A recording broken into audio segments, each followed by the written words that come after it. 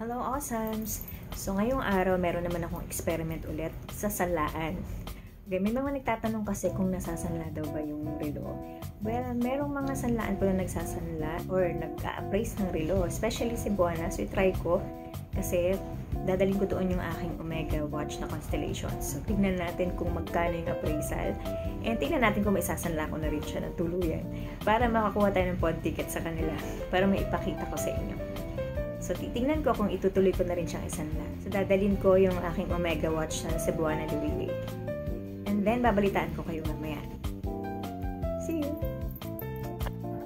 At ito nga po yung aking ipapa-appraise. Ito po ay Omega Constellations. So, meron siyang diamonds. And then, 18 karat po yung mga nasa bracelet. So, meron siyang certificate. Ayan po, may certificate of warranty. May certificate din yung diamonds. And syempre, yung overall na Omega Constellation sa certificate. Ben.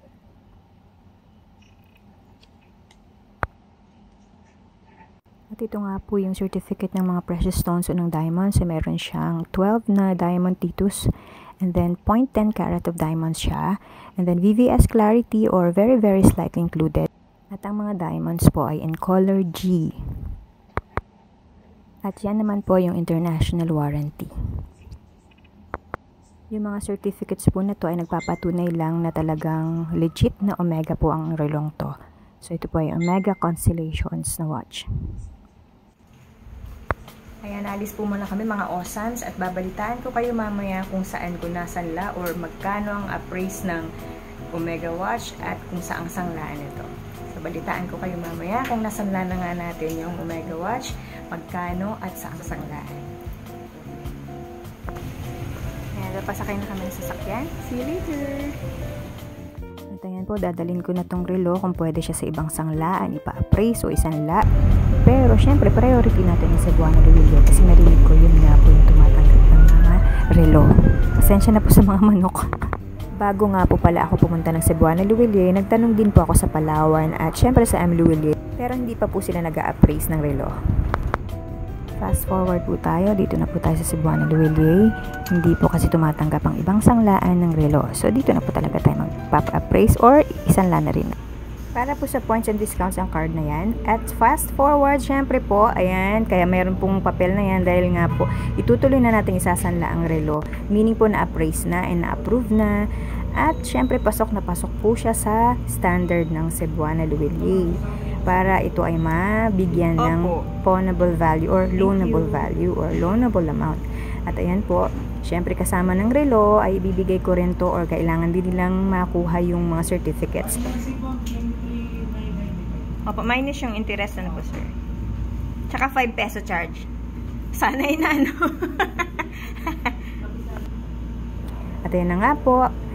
Yan ang aking card. And yan ang aking pawn ticket. Ayun ang... O yung, di ba yung relo ko naging pera na?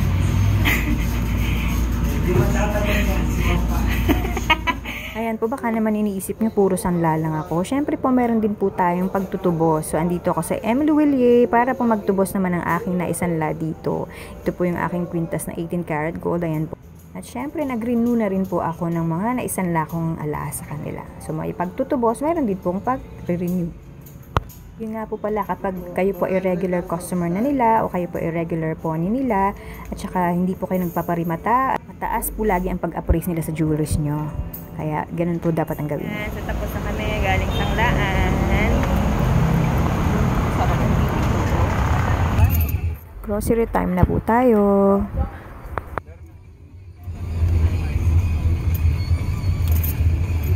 Grocery na. Papunta na nga po kaming SM Cherry para mag-grocery. Sana yun sa master tsaka isa sa labas.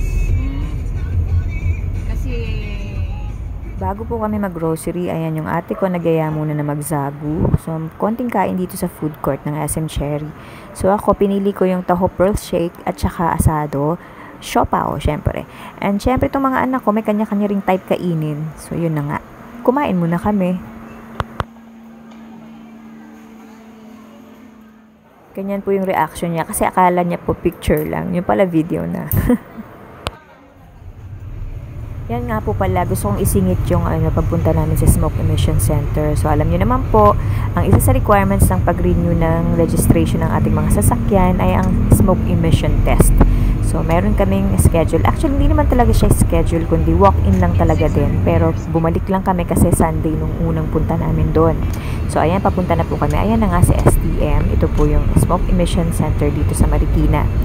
Bago pa po ma-expire ang renewal ng aming registration o car registration, nagpunta na po kami sa LTO at yun na nga na-i-apply ko ang renewal ng insurance namin. So may bago na ulit insurance at ito nga ang isa sa requirements, kailangan namin pumunta dito para sa smoke emission test.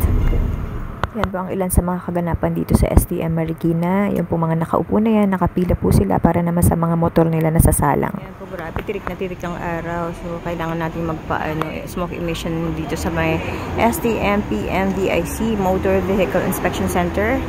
Yan po.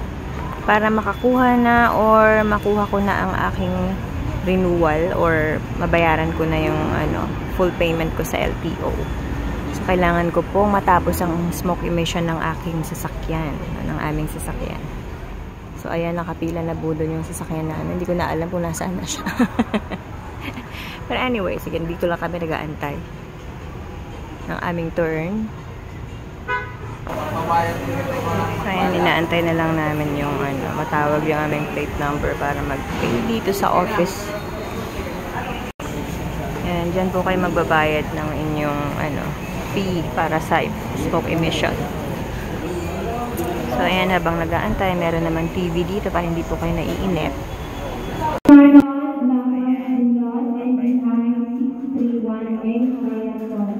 Tapos na kami dito sa STM. So, pabalik na kami ng LTO. Kasi dala-dala ko na yung result. And, pasado naman. So, marirenew na natin ang ating sasakyan ulit.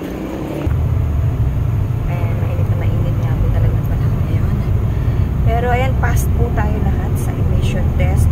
And babalik na tayo sa LTO. Marirenew na ang aming sasakyan ulit. Babalik na po tayo ng LTO. Ayan na nga, na-traffic po kami ng bahagya. So dito pa rin kami sa Marikina, papuntang LTO Antipolo. At syempre, kahit nata-traffic po tayo, ay smile-smile pa rin tayo dyan. Ganun po talaga ang buhay. Kailangan storm-proof ka. Smile even you're under the weather, sabi nga. So, medyo dire-diretso ng biyahe dito. At magsusubulong na nga po kami para mas maiwasan pa talaga yung traffic. Tell the word that you really want to say.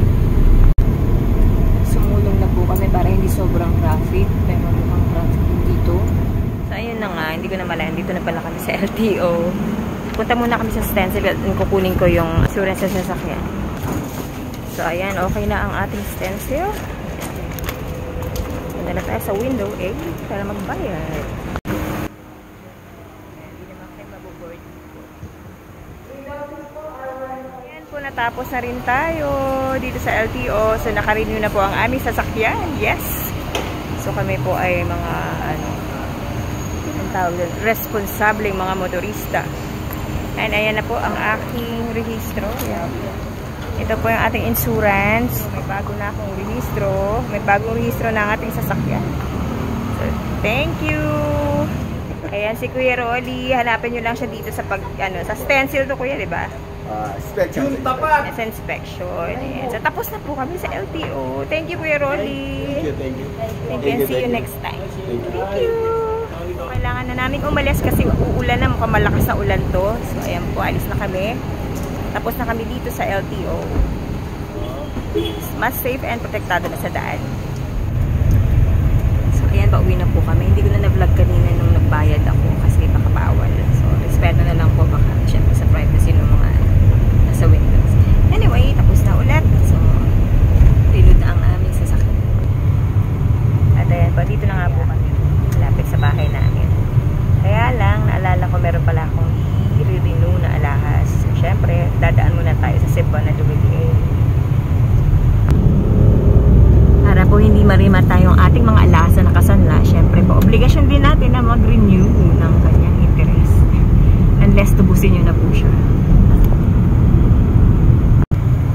Kaya nandito na po kami sa Cebuana WA. Baka hindi na po ako makapag-vlog pag nandun ako sa loob. Anyway, magre-renew lang naman ako. po. So, ayan nga. Kahit na medyo exhausting sa labas, dahil napakainit po talaga ngayon. Diba, nakarang araw lang po, bugso-bugso yung ulan ngayon naman ay napakainit. Pero anyway, positive naman, lahat pasado at renewed na ang ating sasakyan. Ang aming sasakyan ay rehistrado na ulit sa Land Transportation Office.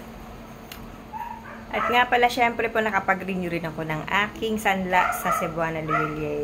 Para hindi ko mapabayaan ang inyong mga sanla o ang inyong mga sinanlang alasang hindi marimata o hindi maging rematado o masubasta, ay huwag po natin pabayaan na i-renew ang kanyang interest unless kunin mo na siya or tubusin mo na siya. Pwede rin naman po kayong gumamit ng app nila. So yun, gamitin niyo po yung app nila, i-research nyo na po yung Cebuana Express na app nila. Pwede po kayong magbayad doon. I think through GCash and any other mode of payment pwede po. I'll be ending this vlog muna kasi magluluto ako. Thanks for being with me.